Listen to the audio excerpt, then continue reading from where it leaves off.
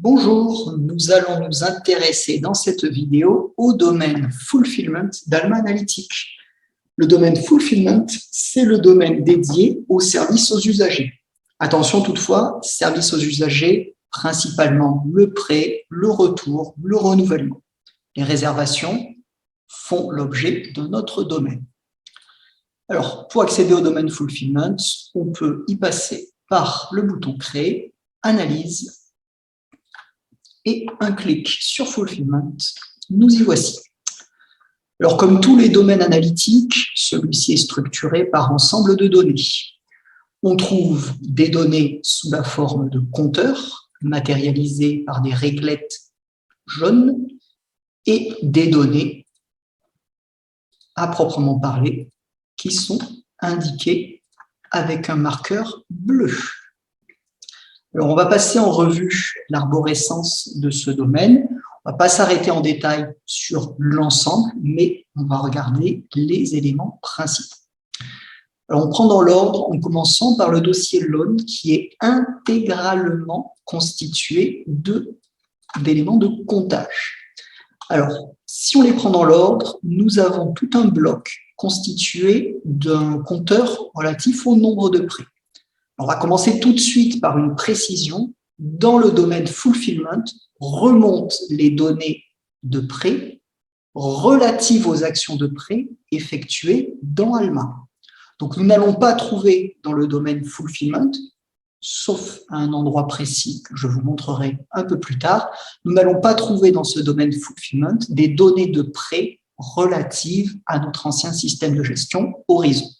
Tout ce qui est dans Fulfillment, ça concerne le prêt et par extension le retour et le renouvellement, bien tout ce qui concerne le prêt démarre en 2018, plus précisément en juin 2018. Donc ça, c'est une précision de base. Donc tous les compteurs de type loans, nombre de prêts, se rapportent à ça. Alors, dans ces compteurs de prêts, on retrouve une distinction qu'on a vue dans le domaine physical items, in-house et not in-house. Les prêts aux usagers, donc les prêts à proprement parler effectués au profit des usagers, ce sont les prêts not in-house. Les prêts effectués au bénéfice, ou plus exactement, les consultations sur place des documents du libre accès, ce sont des prêts in-house. Donc, c'est ce que le système appelle aussi, en français dans le texte, des usages internes. Alors, comme on a pu le voir dans la vidéo consacrée au domaine physical items, les usages internes sont pollués dans notre contexte par un nombre d'actions identifiées comme telles, mais qui n'en étaient pas. Donc, usage interne, ce sont théoriquement les consultations sur place des documents libre accès, mais dans la pratique, pour notre réseau, ce sont des documents qui n'étaient plus empruntés, qui ont été passés par erreur au retour, soit quand ils ont été récupérés de la navette de prêt, soit quand on a voulu les mettre en rayon à l'issue de la phase de réception et de traitement documentaire.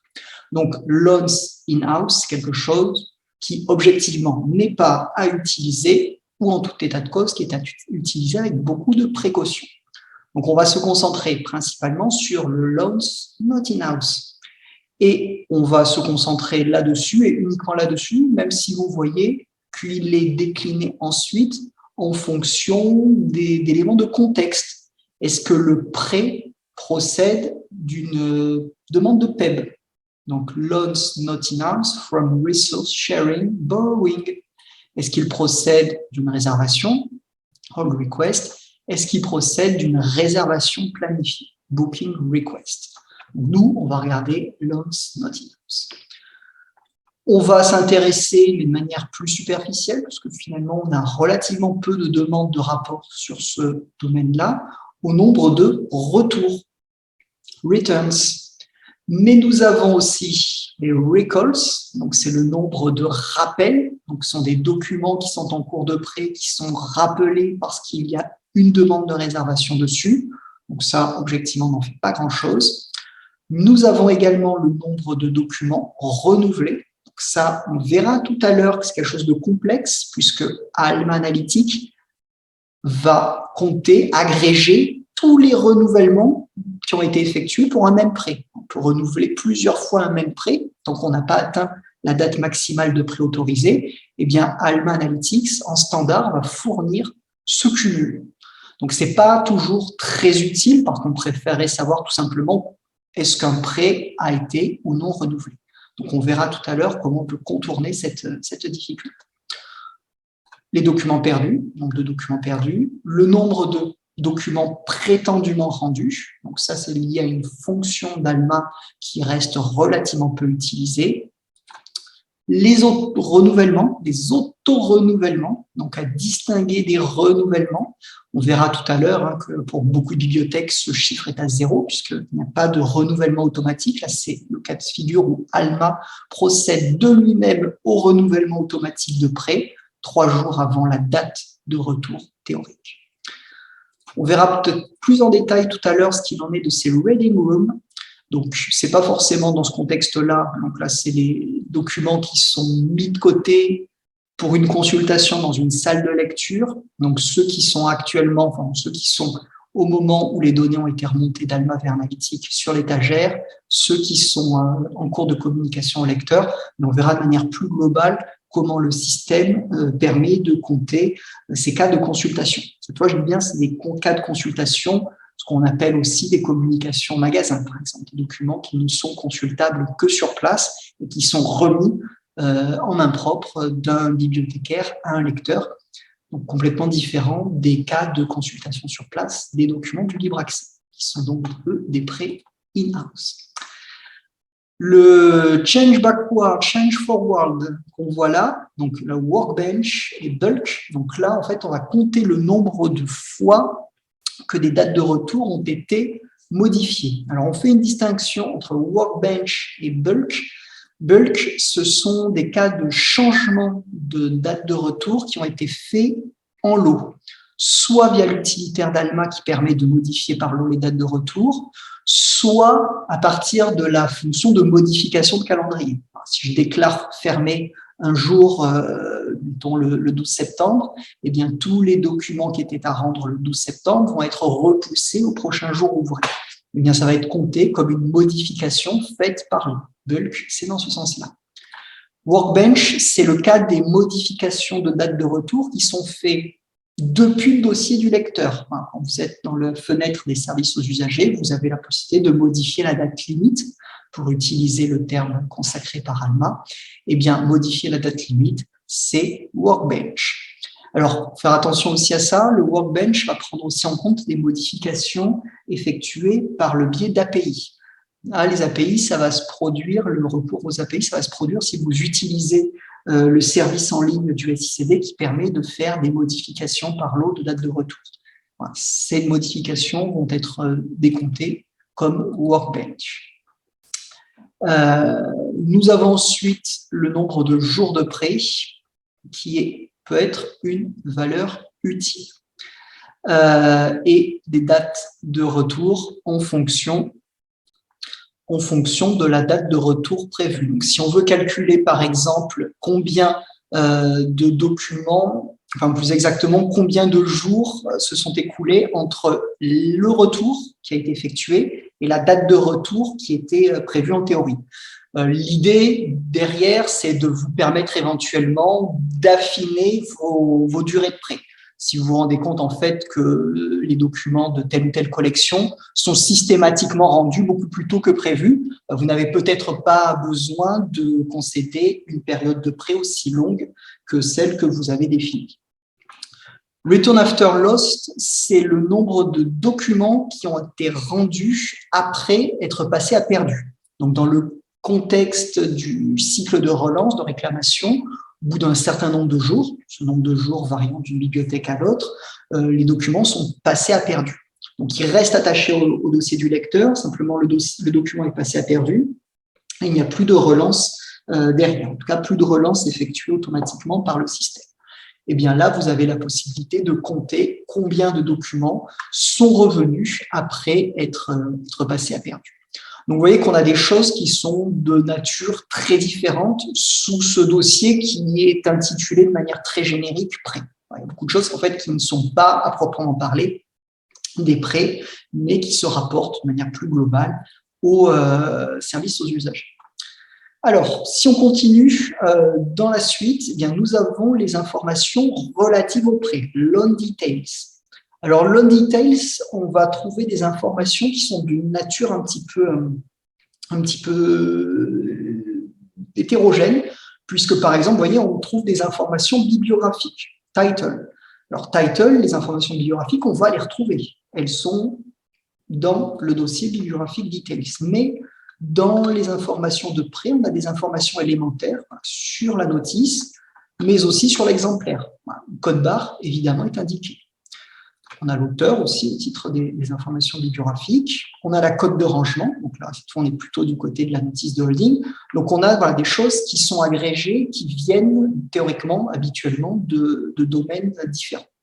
Pour les choses qui sont à proprement parler associées au prêt, eh bien, nous allons trouver, c'est un élément important dont on se servira un peu plus tard, le item loan ID.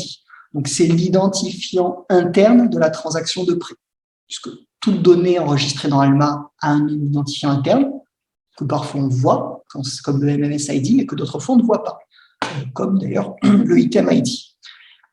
Eh bien, à côté de ça, vous avez aussi les opérations qui sont effectuées dans Alma qui donnent lieu à l'enregistrement d'une transaction, enfin, au stockage d'une transaction sous la forme d'un identifiant. Donc, chaque prêt, c'est un identifiant spécifique qu'on retrouve ici sous ce nom de item loan ID. Alors, de manière plus classique, on verra qu'on a d'autres informations qui remontent. Nous avons aussi les informations temporelles, comme par exemple le loan date, la date à laquelle le prêt a été effectué. Donc, je dis qu'on le retrouve ailleurs tout simplement parce que nous avons des dossiers entièrement dédiés à ça. Date de prêt, date de retour prévu, date du retour effectif et date de renouvellement. Donc, on a 4 blocs avec toujours, quand c'est des blocs comme ça de données relatifs aux dates, une même organisation. Vous le savez, vous l'avez vu ailleurs, nous avons loan date, donc la date à proprement parler, sous la forme jour, mois, année, mais Alma Analytics nous fournit aussi des éléments temporels sous la forme d'une année de prêt, mois de prêt. Alors, c'est aussi le mois de prêt, MONFKEY, mais je le rappelle, c'est avec le mois qui n'est plus libellé en toutes lettres, mais qui est codé numériquement. Janvier 01, février 02, etc.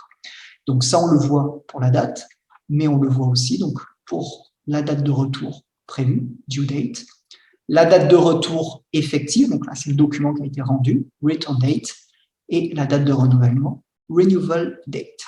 Donc là, on peut jouer à différents niveaux sur l'information de date de prêt.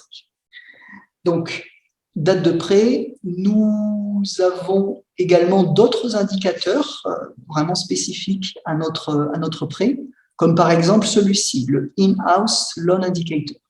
Alors finalement, vous n'allez pas vous en servir, mais c'est un indicateur qui est important puisque c'est ça qui va permettre de faire la part des choses entre les prêts aux usagers, les prêts not in-house, et les cas d'usage interne, d'usage sur place, qui sont identifiés comme in-house. Donc, in-house loan indicator, c'est quelque chose de relativement élémentaire, c'est yes ou c'est no. Yes, ça veut dire que c'est, quand il y a l'indicateur oui, ça veut dire que c'est un usage interne. Quand c'est no, ça veut dire que c'est un prêt aux usagers. Donc, je dis que vous n'avez pas besoin particulièrement de vous en servir parce que si vous utilisez directement les compteurs de prêt fournis clé en main par Exlibris, bien, cet indicateur ne présente pas d'intérêt particulier pour vous.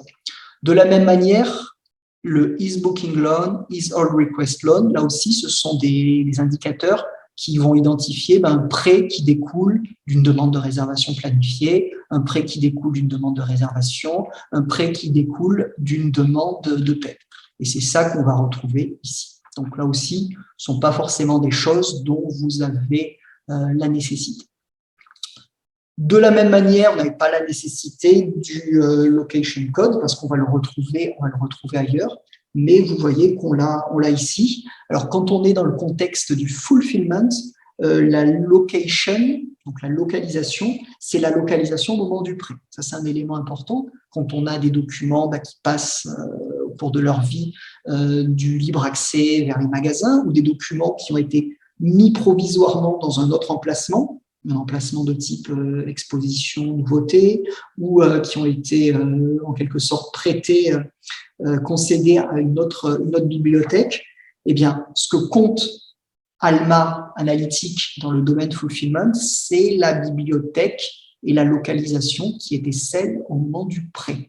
Donc, si un document est passé d'une localisation libre accès vers une localisation magasin, si le prêt a été enregistré du temps où l'exemplaire était dans la localisation libre accès, ce prêt va rester associé à cette localisation, quand bien même, dans l'intervalle, le document a fini par être transféré dans une localisation de type magasin. Alors, on a quelque chose qui est un petit peu complexe à suivre, c'est la notion de due date. Due date, je l'ai dit rapidement, c'est la date de retour attendue, différente de la date de retour effectif quand le document est rendu. Là, due date, c'est un peu compliqué parce qu'on voit qu'on a un original due date, un new due date et quelque chose qui est libellé de manière beaucoup plus simple, due date.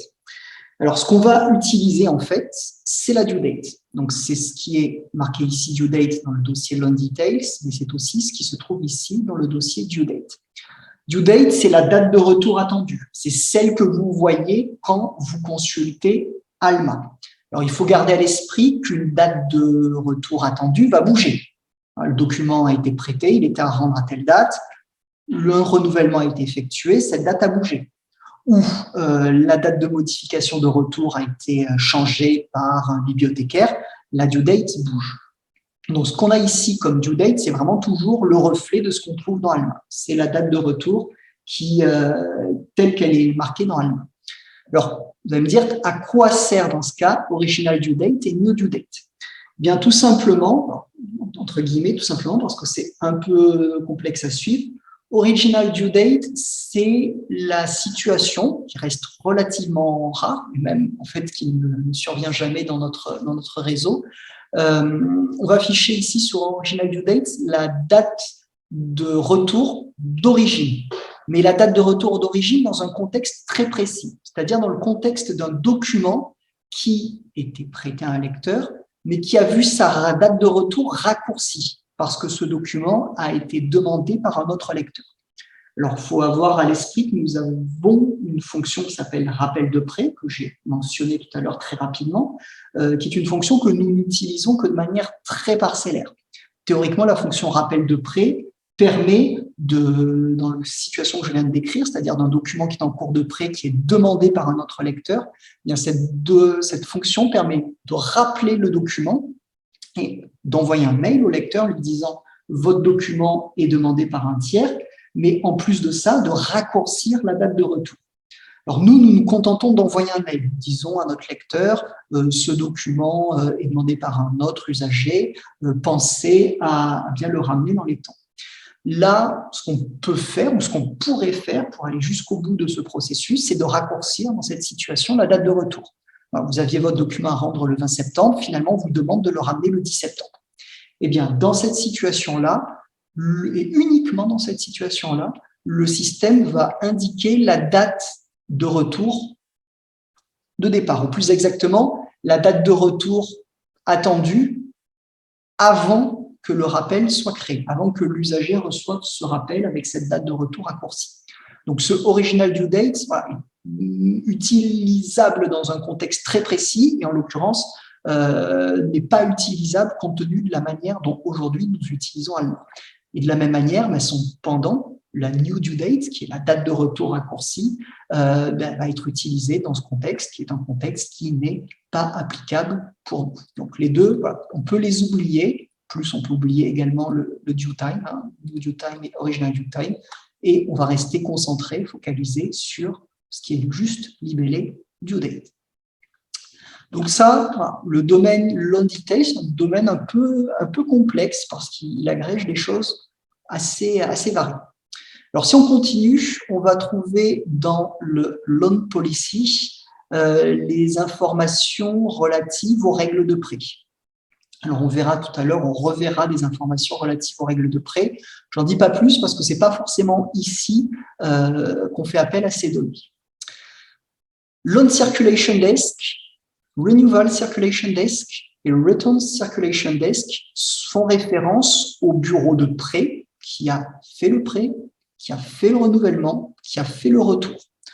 On peut être amené à travailler sur les statistiques d'activité de son bureau de prêt. Combien de documents prêtés à ce bureau de prêt, si par exemple on en a plusieurs dans une même bibliothèque, ou alors par exemple la ventilation du nombre de prêts par heure de service public. Vous êtes ouvert de 8h à 19h tous les jours, eh bien on peut tout à fait vous ventiler sur l'année universitaire par exemple, le nombre de prêts effectués au total ou en moyenne effectués sur chaque heure de service public. Et ça peut vous permettre comme ça de vous savoir s'il faut renforcer ou pas les effectifs. Donc, on va utiliser ces informations-là à partir d'ici. Donc, on va retrouver les informations relatives à la localisation de notre bureau de prêt, quelle bibliothèque il appartient, quel campus, le code, le nom du bureau de prêt, etc., plus des informations supplémentaires relatives au paramétrage. Est-ce qu'il a une étagère de réservation? Est-ce qu'il autorise le paiement d'un certain nombre de choses? C'est des choses qu'on n'utilise pas dans notre contexte, mais voilà, c'est des informations un petit peu plus complètes. Donc là, dans la situation que je décrivais, combien de prêts effectués par tel ou tel bureau, il va falloir afficher le nombre de prêts et le mettre en face, l'identifiant, le nom du bureau de prêt en question. Alors, ensuite, nous avons donc les éléments de date que je mentionnais tout à l'heure, load date, due date, return date, renewal date, toujours donc, cette organisation, une information de base et son saucissonnage en quelque sorte par année, par mois, par semaine, etc. Nous avons des informations bibliographiques, alors qui ne sont pas tout à fait présentées dans le même ordre que dans Physical Item, mais ce n'est pas grave. On a les informations bibliographiques donc, relatives au système de classification, donc c'est la classification telle qu'elle est embarquée dans la notice, autant dire quelque chose dont on ne se sert pas du tout. Et on a dans Bibliographic Details les informations bibliographiques à proprement parler, donc le nombre de prêts par exemple. Donc, si je veux avoir la liste des titres les plus empruntés au cours des 2 dernières années, eh bien, je vais afficher l'information title depuis ce dossier. Juste au-dessus, nous avons les informations de localisation. Alors, je le disais, c'est un élément important, c'est la localisation au moment du prêt. Donc là, on retrouve tous les éléments complets, l'établissement, en tout cas ce que nous traitons comme des établissements qui normalement correspondent à des campus, plutôt théoriquement à des campus géographiques, la bibliothèque et la localisation, à chaque fois avec le code, le nom. Nous avons en plus le type de cote. Vous allez voir que nous n'avons pas la cote de rangement elle-même. La cote de rangement elle-même, il va falloir aller la chercher ailleurs. Donc, autant dire, si on veut travailler sur des cotes, des intervalles de cotes, donc de prêts sur les 2 dernières années par intervalle de cotes, ce n'est pas ici dans Item Location qu'on va l'appeler. On va l'appeler en fait dans le dossier Physical Item Details, qui du coup ne concerne pas exclusivement les exemplaires, puisqu'on retrouve également des informations relatives aux localisations. En l'occurrence, le Permanent Call Number, la cote de rangement. Pour le reste, ce sont quand même bien les informations de localisation. Alors, je vais revenir tout à l'heure sur ce dossier pour vous montrer un élément un peu particulier. Nous avons les informations relatives aux emprunteurs. Patron Details et Borrower Details, dans l'absolu, ce sont les mêmes choses. La différence, c'est que Patron Details sont des informations qui se rapportent à l'usager au moment du prêt. Donc, on va distinguer le Patron Group du User Group, tout en bas. Ça désigne la même chose, c'est le groupe d'utilisateurs. Simplement, le même usager va peut-être voir son dossier bouger. Il s'inscrit de licence 2 à licence 3, alors plus exactement de licence 3 à un master 1, il va changer de groupe d'utilisateurs. Donc là, dans le patron group, je vais trouver le groupe d'utilisateurs au moment où le prêt a été effectué. Si je me sers du user group, je vais utiliser le groupe d'utilisateurs au moment actuel. Donc là, il y a une petite distinction et il faut se faire une religion par rapport à ça. Pour le reste, dans Patron Details, en fait, on trouve très peu d'informations pertinentes pour nous. Le patron group, le patron ID qui peut éventuellement être utilisé pour faire des décomptes.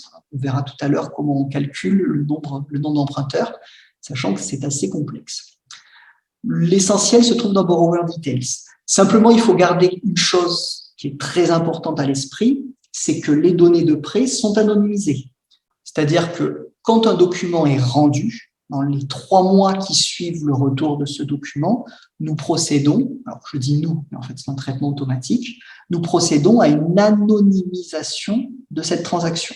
Donc nous n'avons plus l'information de qui a emprunté ce document. Nous avons toujours des informations, nous savons que le document a été prêté, nous avons toujours des informations potentiellement d'identification, mais en fait des éléments d'identification qui sont par définition anonymes. Donc en l'occurrence, ce qu'on va trouver sont des informations statistiques qu'on va retrouver ici. Donc on est dans Borrower Details et on va les retrouver dans les catégories statistiques numérotées de 1 à 5. Donc ces informations-là, ainsi que le groupe d'utilisateurs, donc soit le user group, soit le borrower group, sont les informations dont on va pouvoir se servir pour faire une analyse rétrospective sur les populations d'emprunteurs. Combien de documents sont empruntés par des usagers de niveau M? Combien de documents sont empruntés par des usagers de l'UFR d'histoire, etc., etc. Ce que nous perdons, et qui est un peu dommage, en tout cas dans le contexte de fonctionnement de notre réseau, c'est le campus code. C'est parti, étrangement, des informations qui sont anonymisées. Je dis étrangement parce que à partir du campus, on ne va pas pouvoir remonter à un lecteur. Donc ça, malheureusement, c'est une information qui est anonymisée. Donc si on veut compter le nombre d'emprunteurs par établissement d'origine, il va falloir que la notion d'établissement d'origine soit stockée dans l'une de ces catégories statistiques. Aujourd'hui, c'est le cas. Nous avons, pour faire un tour complet, des informations aussi sur les personnes qui ont fait les opérations de prêt et de retour. Donc, c'est distinct, vous voyez, des informations relatives au bureau de prêt et de retour, Loan Circulation Desk, Return Circulation Desk. Là, ce sont vraiment les informations sur les personnes. Alors, on reprend un certain nombre d'infos, on n'apprend pas toutes les infos, mais on a le nom, on a le prénom, on a l'identifiant principal, on a le groupe d'utilisateurs, si c'est pertinent, etc. Donc voilà, on peut éventuellement s'amuser, entre guillemets, à ça. Donc autant dire que ce n'est pas quelque chose qu'on mobilise souvent. Je reviens pour un très bref instant sur Physical Item Details, puisque je vous ai dit qu'il y avait une valeur un peu particulière que je souhaitais vous montrer, qui est la valeur indiquée comme times loaned. Times loaned, c'est le nombre de fois qu'un document, un exemplaire a été prêté. Alors, c'est une information qui est importante dans le contexte de fulfillment, puisque dans le contexte du fulfillment, du domaine fulfillment, je vous ai dit, les données qui remontent sont les données de prêt depuis la mise en place d'Alma, donc au plus tôt depuis le mois de juin 2018. Mais on pourrait et on peut avoir besoin à un moment d'afficher une liste de titres avec le nombre de prêts depuis l'origine. On veut le nombre de prêts des 2 dernières années, très bien, Fulfillment le fournit, mais on veut mettre aussi cette valeur peut-être en regard du nombre de prêts total depuis la création du titre ou de l'exemplaire. Eh bien, on va utiliser le times loan à ce moment-là, puisque le times loan va agréger les prêts effectués depuis la création des exemplaires, depuis potentiellement Horizon plus Alma. Dans le domaine Physical Items, times loan n'avait pas d'intérêt, puisque ces prêts Horizon et Alma étaient déjà agrégés dans l'indicateur qui s'appelait également Loans Not In House. Mais là, dans le domaine Fulfillment, Loans Not In House se réduit aux prêts effectués dans Alma. Donc là, dans ce contexte précis, très précisément, on peut se servir du times loan pour récupérer depuis fulfillment le nombre complet de prêts effectués. Alors attention, il y a quand même une précision importante, c'est que ce qu'on trouve dans le domaine fulfillment, ce ne sont pas forcément tous les exemplaires de toutes les bibliothèques du réseau. Autant dans physical items, on trouvait tous les exemplaires et toutes les notices de holding, tout ce qui avait un inventaire physique pour aller vite, autant ici, ce n'est pas le cas. On va voir remonter comme données d'exemplaires, données de notices de holding, etc. On va voir remonter uniquement les données relatives aux exemplaires physiques qui, à un moment ou à un autre, ont été prêtés ou ont reçu un usage interne. Donc, il faut imaginer potentiellement un document en exemplaire qui a été acheté, je ne sais pas, il y a 2 ans, acheté, traité il y a 2 ans, correctement mis en rayon, c'est-à-dire sans enregistrer un faux usage interne. Eh bien, depuis 2 ans, peut-être ce document n'a jamais été emprunté. Eh bien, s'il n'a jamais été emprunté, ce document-là ne remontera pas dans le domaine fulfillment.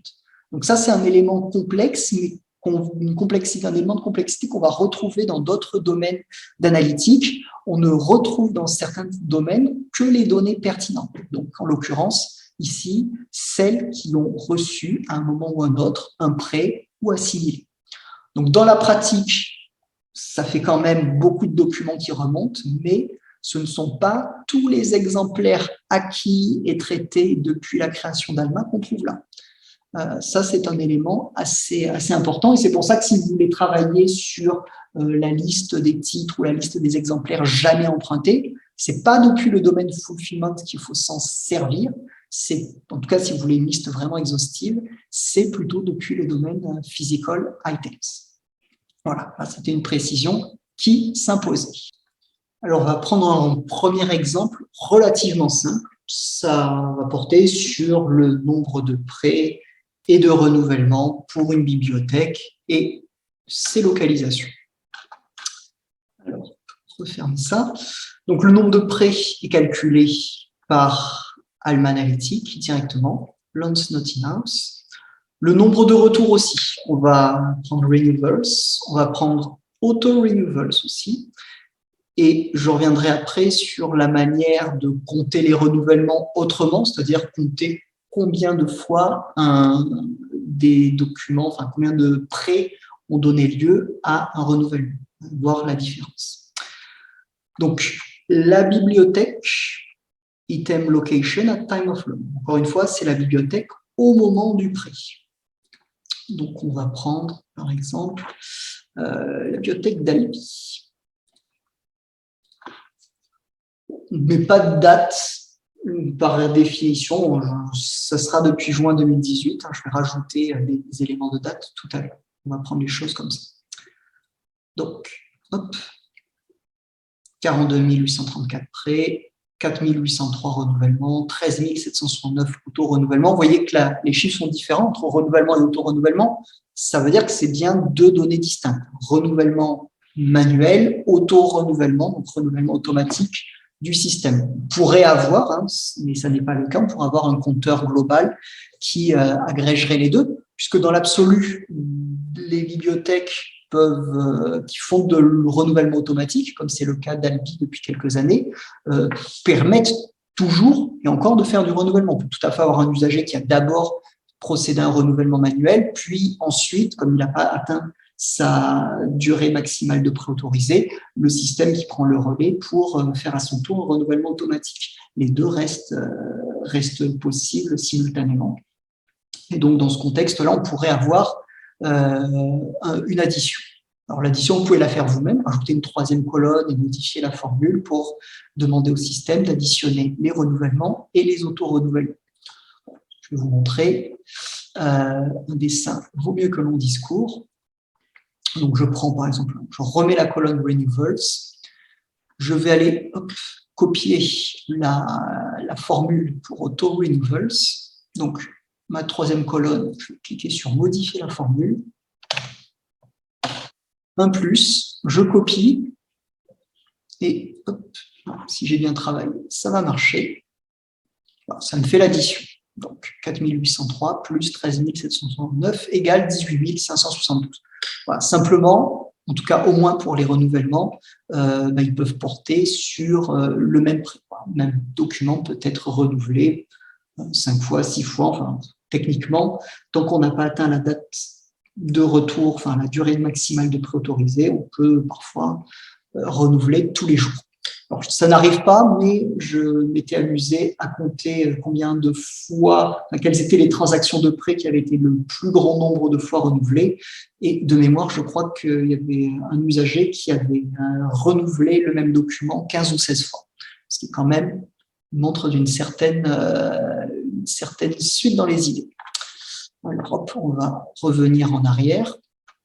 Et on va rajouter une information sur la localisation. Donc, item location at time of loan, la location code. Donc, je vais enlever la bibliothèque d'ailleurs, parce que ça n'apporte pas grand-chose. Location code, et on a localisation par localisation, nos données de prêt. Alors, on voit dans cette situation qu'il y a quelques anomalies. On voit qu'il y a des documents qui ont été prêtés alors qu'ils étaient encore dans une localisation de type acquisition. Ça peut arriver, ces documents qui avaient été finis, qui ont été traités complètement, mais on avait manifestement oublié de modifier la localisation. Donc, au moment où le prêt a été effectué, les documents appartenaient à une localisation fictive. Bon, ça, c'est un point de détail. Si on rajoute des critères de date, alors on peut rajouter par le filtre, mais là, sur des types de rapports comme ça, il peut être plus utile de mettre une invite.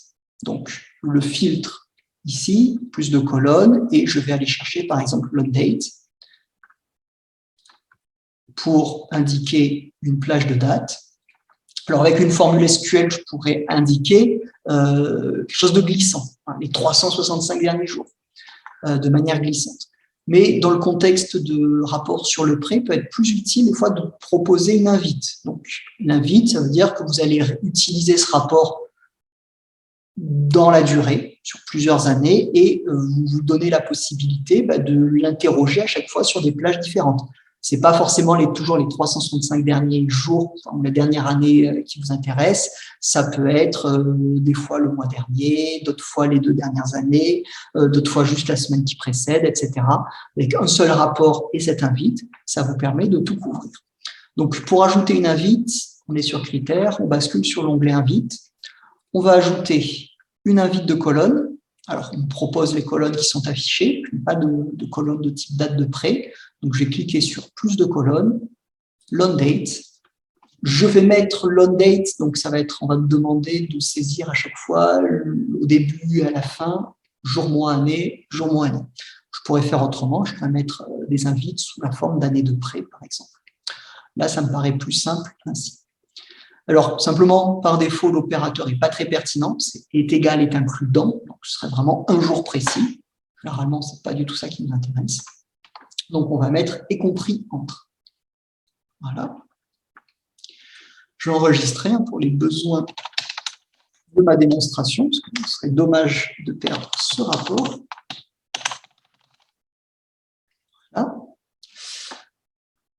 Si je sors, je reviens en catalogue, dans mon catalogue, je vais ouvrir mon rapport, loan date, alors je n'ai pas traduit les libellés, mais hop, ça se comprend assez facilement. Donc, la période de prêt, je la définis, donc soit la période de prêt du 1er septembre 2021 au 31 décembre 2021. Sachant que, encore une fois, je ne peux pas remonter avant juin 2018, et j'ai donc mes chiffres pour cette bibliothèque et ces différentes localisations. Donc après, je peux retourner en modification, on peut toujours parfaire ceci. Je peux rajouter un total cumulé, ça peut être utile. Donc, pour modifier, je vais ressortir. Pour modifier le bouton crayon, modifier la vue. Et si je veux rajouter un total cumulé, je vais utiliser l'icône somme, ici, celle-ci, pas celle qui est là, parce que celle qui est là me ferait la somme ligne par ligne. Donc là, comme il n'y a qu'une seule ligne à chaque fois, ça n'a aucun intérêt. Donc là, j'ajoute vraiment à la fin. Voilà. Donc là, on est revenu sur les chiffres globaux depuis 2018, mais on voit un total, les prêts, les renouvellements automatiques et le total cumulé, prêt plus renouvellement automatique. Donc ça, voilà, c'est une première possibilité, la plus simple sans doute. Alors je vous ai dit, les renouvellements, c'est assez particulier puisque Alma Analytic additionne les X opérations de renouvellement qui ont été effectuées sur la même transaction de prêt. Ce n'est pas forcément vous ce qui vous intéresse parce que dans vos rapports d'activité, vous voulez plutôt indiquer combien de transactions de prêt ont fait l'objet d'au moins un renouvellement. Donc on va procéder autrement. Alors je vais rester sur ce rapport, mais je vais juste l'enregistrer sous un autre nom. Voilà. On va procéder autrement en fait. On va procéder autrement. Donc on va rester sur le raisonnement d'Albi, c'est très bien. On pourrait faire ça, mais d'abord, je vais vous montrer le raisonnement complet. Alors, renouvellement, ça va. Voilà. Donc, je garde juste ça. Alors, si je vais dans résultat, aucun intérêt, c'est ce que j'ai vu tout à l'heure, les 4803 renouvellements. Donc, je vais juste enlever mon total parce que là, il ne sert plus à rien. Voilà. Un peu maniaque.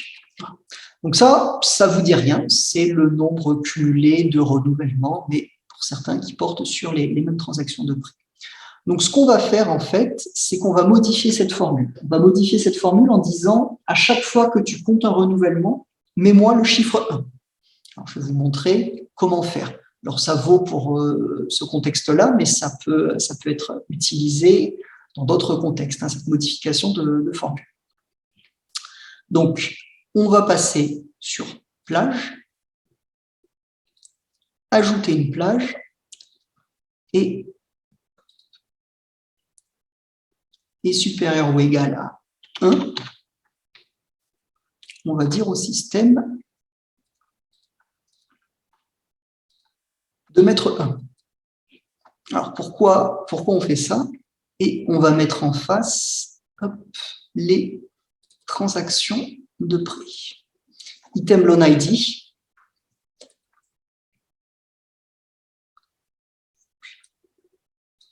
Alors là, il me met des opérations de prêt qui n'ont pas donné lieu à des renouvellements. Alors, éventuellement, je peux encore faire le truc en filtrant. J'ai juste, pour la beauté de la démonstration, sa clarté plus exactement, vous remettre la colonne Renewals, mais colonne Renewals non modifiée. Vous allez voir la différence. Alors, théoriquement, on a pu ne pas choisir le bon exemple. On va essayer. Là. Voilà. Là, on voit la différence. On voit, par exemple, cette transaction de prêt, elle a été renouvelée 9 fois. Donc là, je disais tout à l'heure qu'il y avait des usagers qui étaient assez obstinés. Là, l'emprunteur a été relativement obstiné. Il a procédé à 9 reprises à un renouvellement. Donc moi, quand j'ai modifié ma formule, j'ai indiqué au système que dès qu'il y a quelque chose ici, dans la colonne renouvellement, que ce soit 1, 2, 3, 4, 5, 6, 7, 8, 9, peu importe, tu me mets 1. Alors pourquoi j'ai fait ça? Tout simplement parce qu'en fait, ce que je vais faire, c'est additionner. Je vais compter le nombre de transactions qui ont été renouvelées. Alors je vais revenir en arrière, je vais enlever cette colonne, la colonne standard qui ne m'intéresse pas. Je vais ne garder que les opérations qui ont donné lieu à un renouvellement. Voilà. Donc c'est bien ça. Là, vous voyez d'ailleurs la formule, elle est là, c'est une formule SQL, when renewals supérieur ou égal à 1, then 1. Donc quand il y a plus d'un renouvellement pour une transaction de prêt, tu mets 1, peu importe le nombre de fois qu'il y a eu un renouvellement. Et ce que je vais faire derrière, c'est, comme je l'ai fait tout à l'heure pour le prêt, je vais faire une addition. Et je vais compter comme ça le nombre de transactions qui ont donné lieu à un renouvellement. Alors là, on calcule ça sur 2018. Hop. Alors, ce n'est pas ça du coup qu'il fallait faire. Ce ne sera pas du côté analytique, pardon. Mais hop, pour simplifier un peu la démonstration, on va prendre un critère de date. Alors, critères de date sur les renouvellements, c'est jamais très clair. Est-ce qu'il faut raisonner sur la période de prêt? Est-ce qu'il faut uniquement raisonner sur la période de renouvellement? Bon, moi, je vais rester fidèle aux critères de date que j'avais utilisés tout à l'heure, qui est d'ailleurs toujours positionné en invite. Alors, dans ce cas, je vais utiliser directement mon invite, c'est encore plus simple. Hop, enregistrer. J'ouvre. Donc, je remets ce que j'avais mis tout à l'heure. Donc là, je fais de la saisie clavier, hein, je peux aussi utiliser le sélecteur. Voilà, donc j'ai tous les cas qui ont été, toutes les opérations de renouvellement qui ont été effectuées. Alors effectivement, le total général, comme je lui ai dit, tu mets 1 dans tous les cas, mais on met 1 dans tout ce cas-là, donc c'est pas très intéressant. Néanmoins, ce que je vais faire, c'est que je vais exporter mon fichier. Alors après, là, on ne verra plus quand je vais quitter cette page, mais je vais exporter mon fichier et je vais tout simplement additionner dans mon fichier Excel le nombre de lignes qui s'y trouvent. Cette addition-là va me donner le nombre de transactions de prêts qui auront été renouvelées sur la période étudiée. Et peu importe si ces prêts ont été renouvelés une seule fois ou s'ils ont donné lieu à 9 renouvellements, on a pu le voir pour l'une de ces transactions. Voilà, donc ça c'est un petit peu subtil, on n'a pas forcément envie de s'embêter avec ça. Néanmoins, si on veut avoir un rapport dans ces rapports d'activité, quelque chose de plus précis, combien de transactions donnaient lieu à un renouvellement. Je fais ça pour les renouvellements manuels, mais je pourrais le faire aussi pour les renouvellements automatiques. Eh bien, si je veux obtenir ces données-là, il faut que je procède ainsi, parce que Alma Analytics en lui-même ne peut pas me donner cette information telle qu'elle. Donc voilà pour, dans la suite de mon premier exemple, voilà une variante portant spécifiquement sur les renouvellements.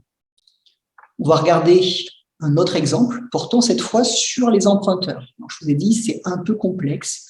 Et là aussi, ce sont des méthodes détournées avec un certain nombre de limites ou de scories qui vont faire que les données fournies sont à prendre avec quelques précautions. Donc, je vais sortir d'ici. On va aller dans le domaine Fulfillment et on va se créer un nouveau rapport. Je vais tout de suite l'enregistrer. Là.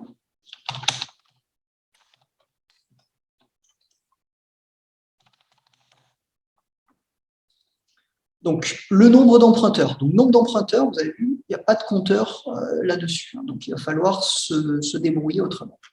Donc, on va raisonner sur la même bibliothèque, la BU d'Albi, les mêmes périodes de prêt. Cette fois, je vais les mettre directement en filtrage, même si je pourrais les laisser en invite. Item location, item flow. Donc, hop. On va chercher Albi. Alors, quand c'est des codes, j'aime bien des fois aller les chercher directement. Je ne les saisis pas forcément à la main, je vais directement, enfin, je vais les prendre avec la loupe, tout simplement pour être sûr de ne pas me tromper, que ce soit sur le code ou sur sa forme. Parce que le système est sensible aux casses. Donc, majuscule ou minuscule, vous n'allez pas avoir le même résultat. Si je mets Albi en minuscule, je n'en vais avoir aucun résultat, puisque Albi est connu en majuscule. Donc là, dans cette situation-là, des fois, je préfère directement aller chercher dans la liste plutôt que de taper de mon propre chef le code en question. Bon, ceci étant, celui-ci n'est pas le plus dur. Loan date, hop, on va mettre la même chose que tout à l'heure. Donc, 1er septembre 2021 et 31 décembre 2021. Voilà, je fais les deux méthodes, saisie clavier et saisie au calendrier. Et je vais compter, je vais mettre les localisations à nouveau, parce qu'on raisonnait sur des localisations. Simplement, cette fois, je vais m'intéresser aux emprunteurs. Alors attention, parce que c'est là que ça devient un petit peu pénible. Je vous ai dit, les documents les prêts font l'objet d'une anonymisation. Nous sommes au mois d'août 2022, je raisonne sur des prêts effectués au cours du dernier trimestre de l'année civile 2021. Donc, il y a de fortes chances que mes documents déjà aient été rendus et que, ayant été rendus, les transactions aient été anonymisées. Donc, je vais devoir utiliser Alors, en fait, je vais utiliser deux indicateurs, mais je vais devoir utiliser un indicateur à titre principal. Donc, concrètement, le nombre d'emprunteurs, je vais le calculer à partir des identifiants des emprunteurs. Donc, si je vais dans Borrower Details, je vais trouver alors, le Primary Identifier, mais je vais trouver surtout le User ID. C'est le numéro d'enregistrement interne ou quelque chose qui ne bouge jamais. Généralement, quand je fais des décomptes, c'est ça que j'utilise. Donc, User ID, et si je veux faire des décomptes, je vais utiliser la fonction SQL countDistinct. On modifie la formule, parce que si je ne modifie pas la formule, alors je vais quand même vous montrer à quoi ça ressemble, surtout que là, vous allez voir l'effet concret de l'anonymisation. Alors, je vais enlever le location code pour ne pas être trop... si on peut le laisser. Donc là, c'est un rapport vraiment sans intérêt, mais il va me servir quand même à quelque chose. Si je prends la localisation 5 à la 1, j'ai un certain nombre de lignes. 3, 4, 5, 6, 7, 8 lignes. Ces 8 lignes vont correspondre pour ces 7-ci à des identifiants d'utilisateurs qui n'ont pas encore été anonymisés. Parce que ça, vous allez me dire, c'est pas du tout parlant, mais pour autant, ce sont des données qui seront anonymisées en temps utile. Donc là, si elles n'ont pas encore été anonymisées, c'est que les usagers n'ont pas encore rendu les documents. Donc, typiquement des usagers en retard, ou alors on a modifié les dates de retour pour qu'ils en profitent plus longtemps. Mais là, en l'occurrence, cet identifiant d'usager correspond à des identifiants d'emprunteurs pour lesquels le prêt est toujours en cours. Le -1 correspond en fait à un ou plusieurs, et là forcément c'est plusieurs, usagers pour lesquels cet identifiant a été anonymisé. Donc le -1, je ne vais pas pouvoir l'utiliser. Le -1 ne me sert à rien. Il ne me sert à rien, je ne peux pas compter. Alors, je peux compter ici, les 7 autres, il va m'en compter 7. Si je compte là, quand distinct sur cet élément-là, il va m'en compter 1. Alors qu'en fait, derrière ce -1, j'ai peut-être 2000 ou 3000 emprunteurs dont les identifiants ont été anonymisés. Donc, je ne peux pas me contenter que du User ID, parce que si je fais mes calculs nombre d'emprunteurs sur le User ID, eh bien, je ne perds de vue tous les emprunteurs pour lesquels les transactions de prêt ont été anonymisées. Donc, ce que je vais devoir faire, c'est que je vais devoir ajouter un autre identifiant en complément du User ID. Et c'est un identifiant qui, lui, va être pérenne, c'est-à-dire qu'il va survivre à l'anonymisation. Ou plus exactement, c'est un identifiant qui va être généré par le processus d'anonymisation. Parce que quand on va anonymiser, on va en fait crypter cet identifiant pour un identifiant, le rendre inutilisable et ne pas nous empêcher de remonter au lecteur. Alors cet identifiant encrypté, il se trouve dans Loan Details. Il se trouve dans Loan Details et il s'appelle User ID Encryption. Alors là, je ne fais toujours pas mes petits calculs, je vais juste me contenter de regarder ce qui se passe. Vous voyez, la localisation 5 à la 1 me fait remonter des identifiants supplémentaires. Tous ces identifiants-là, chacun de ces identifiants correspond à un utilisateur, un emprunteur. Alors, si le même emprunteur a emprunté plusieurs exemplaires dans cette localisation-là, il n'est compté qu'une fois, mais il est compté sous un identifiant anonyme. Donc, si je descends, je vais retrouver ensuite mes identifiants non encore anonymisés.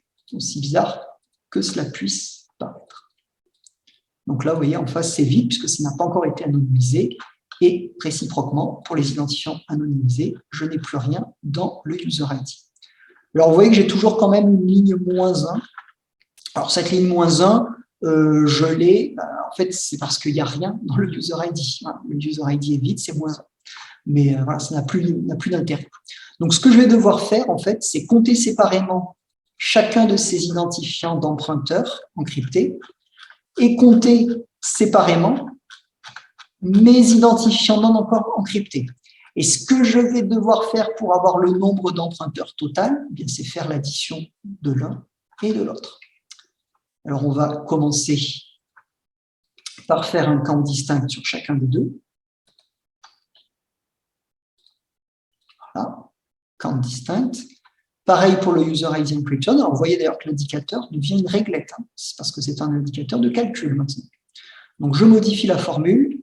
La formule est bien sélectionnée et j'insère une fonction de type count distinct. Donc là, pour 5A à la 1, j'ai 8 emprunteurs et 801, 8 emprunteurs non encore anonymisés, pardon, et 801 emprunteurs encryptés. Donc, ce que je vais faire maintenant, c'est faire une addition des deux. Alors, si je suis puriste, maintenant, je pourrais rajouter encore un filtre pour dire que dans le count distinct user ID, je ne veux pas du -1.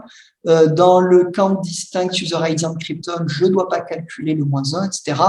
Bon, là, ça ne sert à rien parce que ça va, pour 2 emprunteurs de trop, ça peut vous poser des problèmes ensuite dans votre tableau. Donc là, on va se contenter de faire l'addition de cette colonne et de celle-ci. Donc, je vais rajouter, par exemple, n'importe quoi du reste. Je peux rajouter une colonne supplémentaire là. Je vais me contenter de copier cette formule.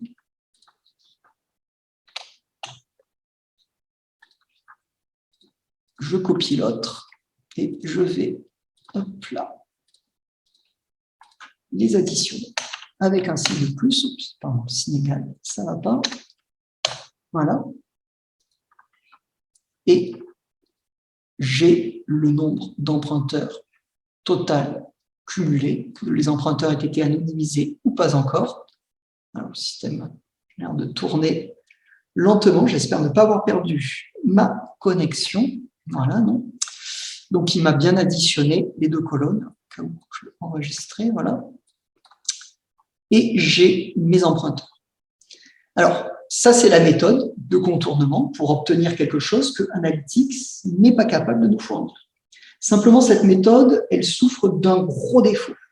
Ce gros défaut, c'est qu'en fait, on ne peut pas empêcher un emprunteur d'être simultanément dans cette colonne et dans celle-ci. Imaginons que M. Durand a emprunté 2 documents entre septembre et décembre dans cette localisation. Il y en a un qui l'a rendu, il y en a un autre qui l'a gardé.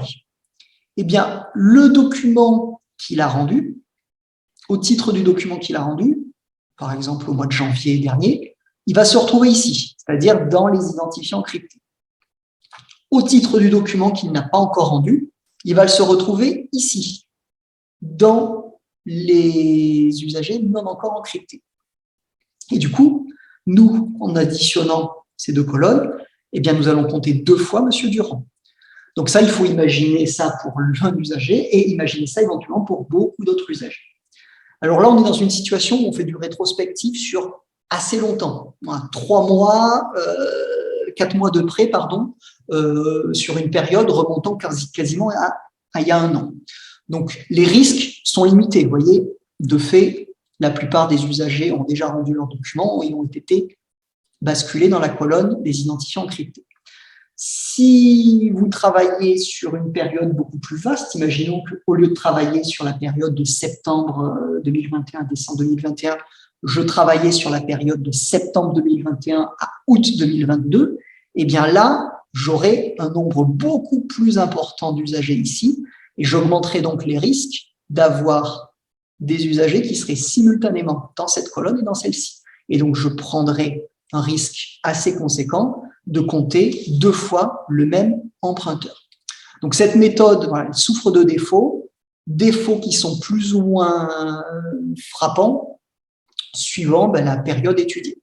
Voilà, si j'étudie une période vraiment ancienne, le risque est très faible. Ou à l'inverse, si j'étudie la période du mois dernier, je peux compter, il ne pas y en avoir beaucoup à cette date, mais le nombre d'emprunteurs distincts sur le mois de juillet, là, je suis sûr de n'avoir que des usagers non encore encryptés. Donc là, je ne prends pas de risque.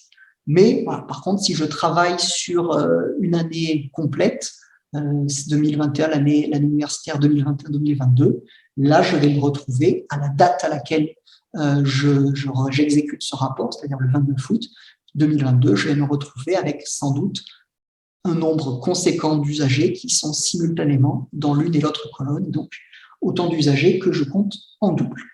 Donc ça, un petit bémol là-dessus, enfin gros bémol là-dessus. Alors ensuite, pour être totalement complet, on va retourner en arrière et nous allons voir comment ventiler nos utilisateurs par catégorie d'utilisateurs, soit le groupe d'utilisateurs ou par exemple l'établissement d'origine ou le code diplôme de leur formation. Alors avant ça, on va faire un petit peu de ménage, on n'a pas besoin des colonnes intermédiaires, on va juste garder celle-ci, voilà, très bien. Et on va se contenter en fait d'ajouter nos catégories statistiques d'usagers. 1, 2, 3, 4, 5. On va peut-être pas mettre les 5. Alors, derrière ces catégories statistiques, on peut éventuellement, dans le temps, ne pas trouver tout à fait les mêmes choses. Donc là, au moment où je parle, nous avons dans la catégorie statistique la filière. Donc la filière, ça va être par exemple l'UFR pour une université. La filière ou la composante. Les écoles d'ingénieurs, par exemple, sur l'INP, on va retrouver aussi les différentes composantes comme ça. Catégorie 2, on va retrouver l'établissement. Alors, des fois, il faut jongler entre catégorie 1 et catégorie 2 parce qu'on peut se retrouver dans certaines structures avec les mêmes valeurs qui sont à la fois traitées comme établissement et traitées comme filière. Donc, on a été obligé de les mettre à un seul des deux endroits puisque le système ne permet pas de répéter un même code statistique. Donc, théoriquement, filière UFR, établissement, le niveau d'études, catégorie 3, et le code diplôme, dit code étape, dans la catégorie 5. La catégorie 4, c'est une catégorie un petit peu fourre-tout qui correspond en fait, actuellement en tout cas, à des catégories qui sont assignées manuellement. Elles ne sont pas importées, créées à l'importation des dossiers ou à la mise à jour informatique des dossiers. Elles sont ajoutées, ces catégories, à la main. Donc, on va trouver là plutôt en ce moment les catégories se rapportant au lecteur autorisé. Donc là, pour le coup, des dossiers qui sont vraiment créés in extenso, ex nihilo, pardon, dans Alma. Donc, si je mets l'établissement, catégorie 2, je vais ici compenser ce que je disais tout à l'heure sur le fait que le campus code est anonymisé. Malheureusement, je vais le rajouter aussi, mais vous verrez qu'il n'est, je vais l'enlever parce que ça n'a pas trop d'intérêt. Il y a tellement peu d'usagers pour lesquels on n'a pas encore anonymisé ça sur la période. Le campus est perdu. Donc, si je veux connaître l'établissement d'origine de mon lecteur, c'est la catégorie statistique numéro 2 qu'il faut employer. Donc là, on voit les catégories. Effectivement, c'est bien les établissements avec donc la ventilation par établissement. Donc, évidemment, dans ce contexte-là, c'est Champollion qui sort en tête. Alors, il y a quand même quelque chose qui est important, c'est que, comme vous pouvez le voir, Champollion, on va le retrouver ici à plusieurs reprises. Parce qu'en fait, le système prend le pli d'indiquer séparément. On a des utilisateurs, plus exactement, qui ont des dossiers qui sont fusionnés. Procède à un dédoublonnage au moment de l'importation. Ces dossiers proviennent de plusieurs établissements. Je suis inscrit à Champollion et, par exemple, à l'université Paul Sabatier. Le dossier est dédoublonné, mais quand nous dédoublonnons un dossier, nous gardons les catégories statistiques de chacun des dossiers. Donc, dans le dossier qui est conservé, on va trouver 2 catégories statistiques de type établissement pour tel ou tel emprunteur qui est dans ce cas de figure. Eh bien, le système va nous fournir les résultats de manière à séparer. C'est-à-dire que dans cette ligne-là, quand j'ai que Champollion 0 Albi, les 428 emprunteurs correspondent à 428 emprunteurs qui sont uniquement inscrits à Albi. Enfin, plus exactement à l'Institut universitaire Champollion. Parce que là, on n'a pas la notion de composante, on ne sait pas si c'est le site d'Albi, le site de Castres et de Rodez. Il faudrait mettre la catégorie statistique 1 pour avoir ce détail. À l'inverse, ici, les 20 emprunteurs qu'on m'indique, ce sont 20 emprunteurs qui appartiennent simultanément à l'Institut universitaire Champollion et à l'université Paul Sabatier. Voilà, ça, c'est un mode de présentation qui est un petit peu particulier, qui est un petit peu gênant, qui peut paraître un peu gênant. Après, si on veut raisonner que sur les valeurs d'Albi, déjà, de toute manière, enfin, de Champollion, je peux filtrer pour dire au système ne me fournit les résultats que pour 0 Albi. Ce sera déjà pas mal. Donc, je montre. Hop. Alors, je peux le faire d'ailleurs différemment. 0 Albi.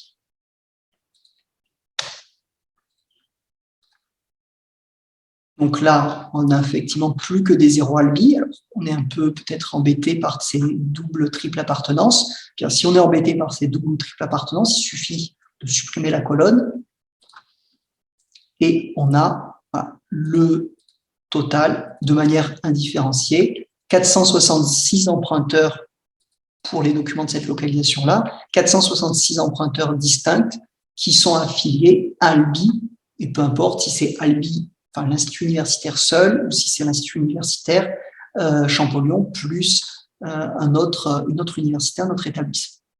Donc ça, c'est comme ça qu'on procède. Là, on l'a fait sur les emprunteurs, mais on peut évidemment, ça c'est un point important, on peut évidemment le faire sur les prêts. Alors, on peut aussi simultanément afficher prêts et emprunteurs. Donc, si je mets loans not in house, je vais trouver la même chose. 1337 prêts effectués par 466 emprunteurs distincts, étant entendu que nous raisonnons sur la période de prêt du 1er septembre au 31 décembre 2021 et que nous avons demandé au système de nous fournir ces données uniquement pour les emprunteurs distincts issus de l'Institut universitaire Champollion, qu'ils aient ou non à côté de ça une autre inscription dans un autre établissement du réseau, peu importe. Donc voilà, ça c'est encore un autre type de rapport qu'on peut obtenir à l'aide du domaine Fulfillment d'Alma Analytic.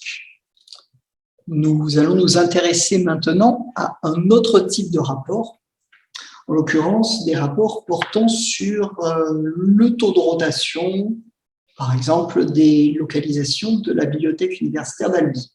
Alors, il faut préciser tout de suite qu'il n'y a pas de bon rapport. Il n'est pas possible d'avoir un rapport tel qu'on souhaiterait l'avoir pour calculer le taux de rotation.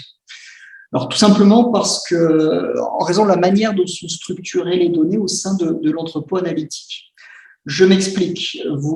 Si vous souhaitez avoir calculé des taux de rotation sur une période, taux de rotation, par exemple, sur les 2 ou 3 dernières années, il va falloir utiliser le domaine Fulfillment.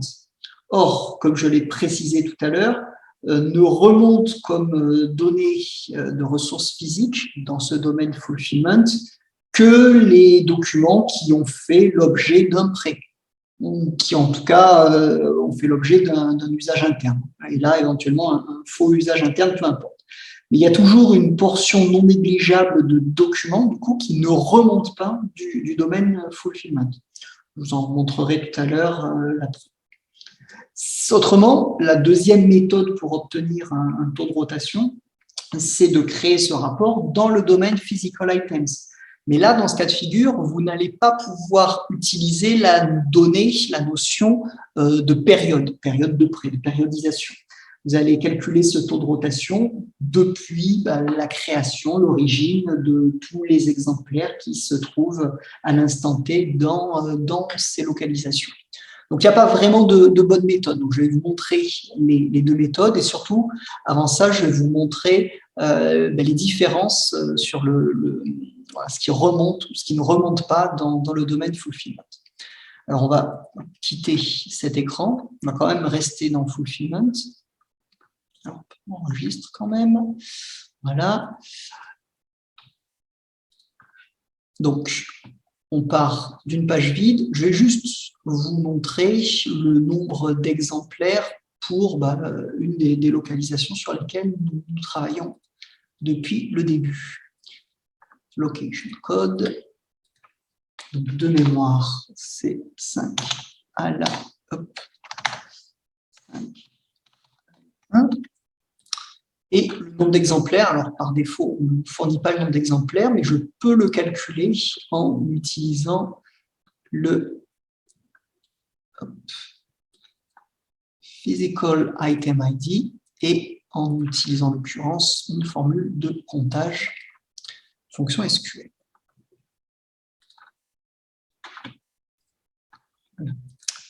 Donc, pour cette localisation, alors on va utiliser le lifecycle pour demander que les choses actives, donc que les exemplaires qui sont actuellement au catalogue. On nous compte pour cette localisation 5 à la 1, 12 517 exemplaires depuis le domaine Fulfillment. Si je passe maintenant dans le domaine Physical Items, donc on va quitter, je vais utiliser directement le compteur Number of Items in Repository et je vais filtrer pour la localisation, la même, 5 à la 1. Voilà, on est passé à 36 000, donc on est à plus du simple au double en passant d'un domaine à l'autre. Parce que, encore une fois, dans Fulfillment, ne remonte que les documents qui ont fait à un moment ou à un autre l'objet d'un prêt ou d'un usage interne dans Alma. Donc, difficile dans ces conditions de travailler de manière efficace sur des taux de rotation. Néanmoins, je vais vous montrer comment le faire dans Fulfillment, avec tous les bémols que vous avez compris, et je vous montrerai ensuite comment le faire dans Physical Items, en le calculant, on va dire, depuis sans notion de date. Alors, on va d'abord retourner dans Fulfillment. Donc, on va continuer à travailler sur cette localisation, pourquoi pas. Hop.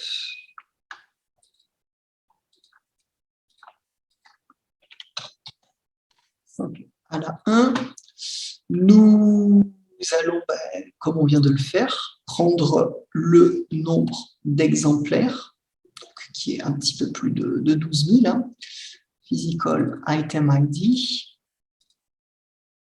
modifier la formule, pardon. Voilà. Donc on va vérifier qu'on a bien toujours le même résultat, 13 326, parce qu'on n'a pas exclu les documents supprimés. Hop. Active. Voilà. Donc là, on ne prend que les exemplaires qui sont encore dans la base. Donc on retrouve notre chiffre de 12 517.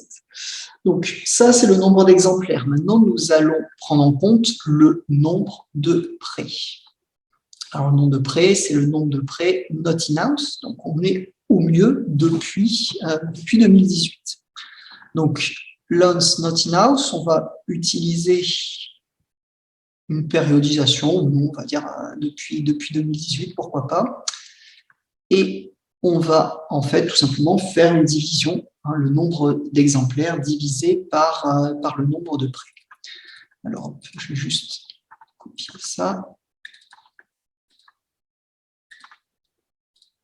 Donc, comme on l'a vu tout à l'heure, on peut agréger, on peut diviser. Donc, diviser, c'est la barre oblique. Donc, je divise le nombre d'exemplaires par le nombre de prêts. Donc, on est sur une période qui va depuis juin 2018. Si je voulais avoir une périodisation plus fine, l'année dernière, je peux tout à fait rajouter un filtre de date avec le loan date que voici. Et hop, je vais juste modifier dans les propriétés de colonne, puisque là, on est dans une division. Il ne va pas me mettre la décimale, alors que pour le coup, la décimale est peut-être utile. Hop, voilà. Et j'exécute. Voilà. Nous avons notre taux de rotation pour cette localisation 5 à la 1. Donc, on va maintenant le comparer avec ce qu'on a dans Physical Items. Alors, je vous montre l'autre méthode. Donc, simplement, voilà, pour rajouter quand même complet, critère de date, load date, vous mettez en filtre et vous travaillez sur la période qui vous intéresse, ou alors vous la mettez en invite, peu importe. Alors, quand même, sauvegarder et dans Physical Items, on va procéder en fait exactement de la même manière, sauf qu'on va avoir des chiffres différents. Location code à la 1. On va directement prendre, donc, comme on l'a fait tout à l'heure, le number of items in repository, 36 229. Le nombre de prêts not in house, je remets une autre fois, puisque je vais procéder à ma division.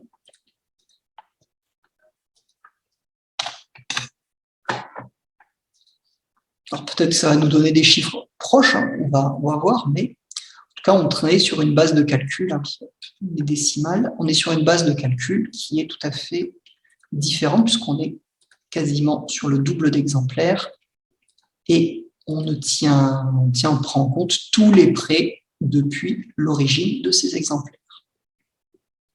Voilà. Donc effectivement, on a quand même bel et bien un taux de rotation qui est tout à fait différent du précédent. Donc voilà, les deux méthodes. Si vous avez besoin d'un critère de date, une périodisation, il va falloir travailler sur Fulfillment, mais il faut prendre conscience que vous ne travaillez que sur un périmètre restreint d'exemplaires. Objectivement, c'est peu, ou en tout cas très moyennement pertinent. Et si cette notion de périodisation vous est indifférente, là, dans ce cas, vous pouvez travailler directement sur Physical Items et vous avez pour le coup des données qui sont beaucoup plus cohérentes à cet égard. Donc, voici ce qu'on pouvait vous dire sur le domaine Fulfillment et également ces interactions avec le domaine Physical Items. Merci de votre attention.